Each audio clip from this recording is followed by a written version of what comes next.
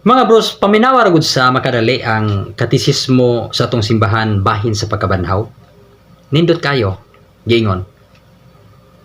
Ang pagkabanhaw sa atong Ginoong Jesucristo dili lamang usa ka makasaysayanon nga panghitabo, kundili usa usab kini ka lawom ug Diosnon nga kamatuoran nga diha sa atong kinabuhi isip Kristohanon nga pinaagi sa iyang pagkabanhaw gipakita niya kanato ang kamatuoran nga ang kamatayon dili mao ang katapusan sa tao, kundili sinugdanan kini sa bag-ong kinabuhi.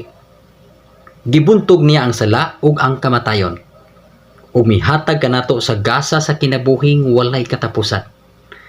Giablihan niya ang manggaghaan sa langit alang sa tanan nga motuo kaniya.